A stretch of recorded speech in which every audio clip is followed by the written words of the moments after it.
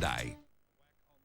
Looking at our top stories tonight, a 17-year-old Queenstown man has become the first person to be charged with driving while under the influence of legal party pills. Police couldn't take a blood sample but say a medical examination found he was incapable of driving.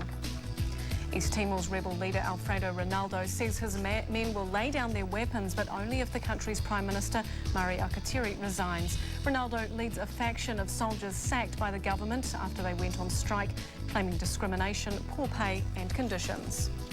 And last bids please, the handbag Tana Umanga used to discipline Hurricanes teammate Chris Masoi in a pub at Fraka in Christchurch is about to be sold.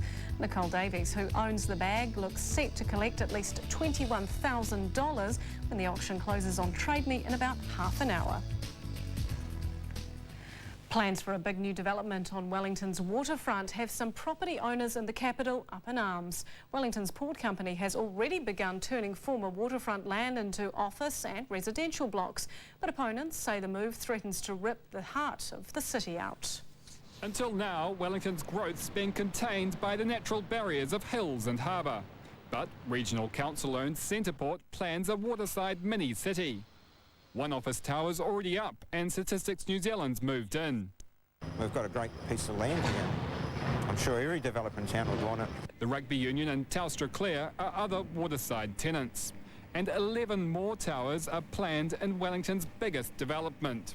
But landlords owning 2/3 of Wellington's office space say it'll rip the heart out of the capital.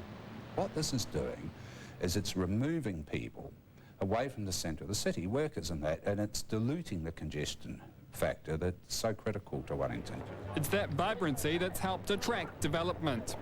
Wellington's landlords say the capital's almost ready for a new landmark office tower, but they say they won't have the appetite to put money into such a venture if they're competing with the port's new mini-city. One developer's so angry, he suggests withholding rates to get his point across. My complaint is that we've had a council and a regional council that have let this piece of utter stupidity happen. The port agrees it is shifting tenants out of the CBD, but says that's no bad thing. There's clear evidence that the CBD is moving to this part of town, as seen by a number of developments that are underway at the moment. While everybody agrees the plans would transform Wellington, there's no agreement whether that'll be for good or bad. David Young, One News. It's been called the best truck collection in the world and it's one of Southland's best kept secrets. Now a book about the truck museum put together by Invercargill businessman Bill Richardson is said to become a collector's item. Bill Richardson's truck collection is second to none.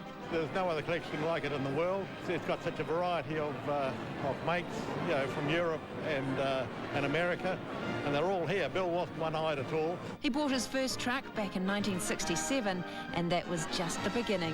There's 185 trucks in the collection, along with about 7 or 8 tractors, a grader, a log skidder, and about 90-odd fuel pumps. Sadly, Bill Richardson died last year, but his legend lives on in his trucks.